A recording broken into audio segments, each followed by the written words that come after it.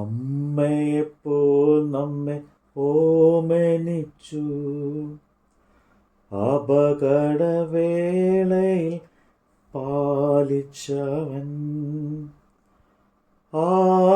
ആഹാരപാനീയം ഏകിയവൻ, നിത്യമ ജീവനും നൽകിടുന്നു. പരമപിതാവിന് സ്തുതി പാടാം. അവനല്ലോ ജീവനെ നൽകിയവൻ. പാപങ്ങളാകവെ ക്ഷമിച്ചിടുന്നു, രോഗങ്ങളാകിലവും നീക്കിടുന്നു. പരമപിതാവിന് സ്തുതി പാടാം. അപ്പോസ്തലനായ പൗലോസ് ഗലാത്യർക്ക് എഴുതിയ ലേഖനം അധ്യായം 3. ഹാ ബുദ്ധിയില്ലാത്ത ഗലാത്യരെ, യേശുക്രിസ്തു ക്രൂശിക്കപ്പെട്ടവനായി നിങ്ങളുടെ കണ്ണിന് മുമ്പിൽ വരച്ചു കിട്ടിയിരിക്കെ നിങ്ങളെ ക്ഷുദ്രം ചെയ്ത് മയക്കിയത് ആര്? ഞാൻ ഇതൊന്ന് മാത്രം നിങ്ങളോട് ഗ്രഹിപ്പാൻ ഇച്ഛിക്കുന്നു. നിങ്ങൾക്ക് ആത്മാവ് ലഭിച്ചത് ന്യായപ്രമാണത്തിൻ്റെ പ്രവൃത്തിയാലോ വിശ്വാസത്തിൻ്റെ പ്രസംഗം കേട്ടതിനാലോ? നിങ്ങൾ എത്ര ബുദ്ധി കെട്ടവരോ! ആത്മാവ് കൊണ്ട് ആരംഭിച്ചിട്ട് ഇപ്പോൾ ജഡം കൊണ്ടോ സമാപിക്കുന്നത്? ഇത്രയെല്ലാം വെറുതെ അനുഭവിച്ചുവോ? വെറുതെ അത്രേ എന്ന് വരികിൻ. വന്നാൽ നിങ്ങൾക്ക് ആത്മാവിനെ നൽകി നിങ്ങളുടെ ഇടയിൽ വീര്യപ്രവൃത്തികളെ ചെയ്യുന്നവൻ ന്യായപ്രമാണത്തിൻ്റെ പ്രവൃത്തിയിലോ വിശ്വാസത്തിൻ്റെ പ്രസംഗത്താലോ അങ്ങനെ ചെയ്യുന്നത്? അബ്രഹാം ദൈവത്തിൽ വിശ്വസിച്ചു, അത് അവന് നീതിയായി കണക്കിട്ടു എന്നുണ്ടല്ലോ. അതുകൊണ്ട് വിശ്വാസികൾ അത്രേ അബ്രഹാമിൻ്റെ മക്കൾ എന്ന് അറിവിൻ. എന്നാൽ ദൈവം വിശ്വാസം മൂലം ജാതികളെ നീതീകരിക്കുന്നു എന്ന് തിരുവെഴുത്ത് മുൻകണ്ടിട്ട് നിന്നിൽ സകല ജാതികളും അനുഗ്രഹിക്കപ്പെടും എന്നുള്ള സുവിശേഷം അബ്രഹാമിനോട് മുൻകൂട്ടി അറിയിച്ചു. അങ്ങനെ വിശ്വാസികൾ വിശ്വാസിയായ അബ്രഹാമിനോട് കൂടെ അനുഗ്രഹിക്കപ്പെടുന്നു. എന്നാൽ ന്യായപ്രമാണത്തിൻ്റെ പ്രവൃത്തിയിൽ ആശ്രയിക്കുന്ന ഏവരും ശാപത്തിന് കീഴിലാവുന്നു.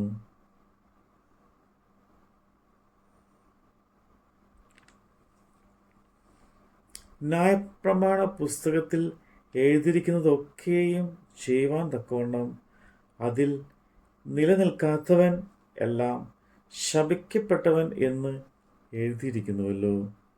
എന്നാൽ ന്യായപ്രമാണത്താൽ ആരും ദൈവസന്നിധിയിൽ നീതീകരിക്കപ്പെടുന്നില്ല എന്നത് സ്പഷ്ടം.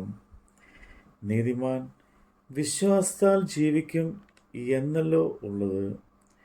ന്യായപ്രമാണത്തിലോ വിശ്വാസമല്ല ആധാരമായിരിക്കുന്നത്, അത് ചെയ്യുന്നവൻ അതിനാൽ ജീവിക്കും എന്നുണ്ടല്ലോ.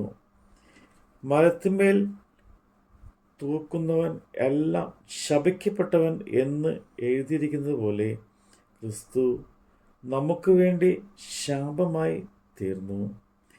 ന്യായപ്രമാണത്തിൻ്റെ ശാപത്തിൽ നിന്ന് നമ്മെ വിലക്കി വാങ്ങി. അബ്രഹാമിൻ്റെ അനുഗ്രഹം ക്രിസ്തു യേശുവിൽ ജാതികൾക്ക് വരേണ്ടതിന് നാം ആത്മാവെന്ന വാഗ്ദത്ത വിഷയം വിശ്വാസത്താൽ പ്രാപിക്കാൻ തന്നെ. സഹോദരന്മാരെ, ഞാൻ മനുഷ്യരുടെ ഇടയിൽ നിന്നും നടപ്പുള്ള ഒരു ദൃഷ്ടാന്തം പറയാം. ഒരു മനുഷ്യൻ്റെ നിയമം ആയാലും അതിന് ഉറപ്പ് വന്ന ശേഷം ആരും ദുർബലമാകുകയോ അതിനോട് വല്ലതും കൂട്ടിച്ചേർക്കുകയോ ചെയ്യുന്നില്ല. എന്നാൽ അബ്രഹാമിനും അവൻ്റെ സന്തതിക്കും വാഗ്ദത്തങ്ങൾ ലഭിച്ചു. സന്തതികൾക്കും അത് അനേകരെക്കുറിച്ചല്ല, നിന്റെ സന്തതിക്കും എന്ന് ഏകനെ കുറിച്ചത്രേ പറയുന്നത്. അത് ക്രിസ്തു തന്നെ. ഞാൻ പറയുന്നതിൻ്റെ താല്പര്യമോ 430 ആണ്ട് കഴിഞ്ഞിട്ട് ഉണ്ടായ ന്യായപ്രമാണം വാഗ്ദത്തത്തെ നീക്കുവാൻ തക്കവണ്ണം അതു ദൈവം മുമ്പ് ഉറപ്പാക്കിയ നിയമത്തെ ദുർബലമാക്കുന്നില്ല. അവകാശം ന്യായപ്രമാണത്താൽ എങ്കിൽ വാഗ്ദത്തത്തിലല്ല വരുന്നത്. അബ്രഹാമിനോ ദൈവം അതിനെ വാഗ്ദത്തം മൂലം നൽകി. എന്നാൽ ന്യായപ്രമാണം എന്തിന്? വാഗ്ദത്തം ലഭിച്ച സന്തതി വരുവോളം അതു ലംഘനങ്ങൾ നിമിത്തം കൂട്ടിച്ചേർത്തതും ദൂതന്മാർ മുഖാന്തരം മധ്യസ്ഥൻ്റെ കയ്യിൽ ഏൽപ്പിച്ചതും അത്രേ. ഒരുത്തൻ മാത്രം എങ്കിൽ മധ്യസ്ഥൻ വേണ്ടി വരികയില്ല. ദൈവമോ ഒരുത്തൻ മാത്രം. എന്നാൽ ന്യായപ്രമാണം ദൈവവാഗ്ദാനങ്ങൾക്ക് വിരോധമോ ഒരു നാളുമല്ല. ജീവിപ്പാൻ കഴിയുന്നത് ന്യായപ്രമാണം നൽകിയിരിക്കുന്നു എങ്കിൽ ന്യായപ്രമാണം വാസ്തവമായി നീതിക്ക് ആധാരമാകുമായിരുന്നു. എങ്കിലും വിശ്വസിക്കുന്നവർക്ക് വാഗ്ദത്തം യേശുക്രിസ്തുവിലെ വിശ്വാസത്താൽ ലഭിക്കേണ്ടതിന് തിരുവെഴുത്ത് എല്ലാവരെയും പാപത്തിന് കീഴടച്ചു കളഞ്ഞു. വിശ്വാസം വരും മുമ്പേ നമ്മിൽ വെളിപ്പെടുവാനിരിക്കുന്ന വിശ്വാസത്തിലായി കൊണ്ട് ന്യായപ്രമാണത്തിൻ്റെ കീഴിൽ തഴച്ച് സൂക്ഷിച്ചിരിക്കുന്നു. അങ്ങനെ നാം വിശ്വാസത്താൽ നീതീകരിക്കപ്പെടേണ്ടതിന് ന്യായപ്രമാണം ക്രിസ്തുവിൻ്റെ അടുക്കലേക്ക് നടത്തുവാൻ നമുക്ക് ശിശുപാലകനായി ഭവിച്ചു. വിശ്വാസം വന്ന ശേഷമോ നാം ഇനി ശിശുപാലകൻ്റെ കീഴിൽ അല്ല, ക്രിസ്തു യേശുവിലെ വിശ്വാസത്താൽ നിങ്ങൾ എല്ലാവരും ദൈവത്തിൻ്റെ മക്കൾ ആകുന്നു. ക്രിസ്തുവിനോട് ചേരുവാൻ സ്നാനമേറ്റിരിക്കുന്ന നിങ്ങളെല്ലാവരും യേശു ക്രിസ്തുവിനെ ധരിച്ചിരിക്കുന്നു. അതിൽ യഹൂദനും യവനനും എന്നില്ല, ദാസനും സ്വതന്ത്രനും എന്നില്ല, ആണും പെണ്ണും എന്നുമില്ല. നിങ്ങളെല്ലാവരും ക്രിസ്തു യേശുവിൽ ഒന്നത്രേ.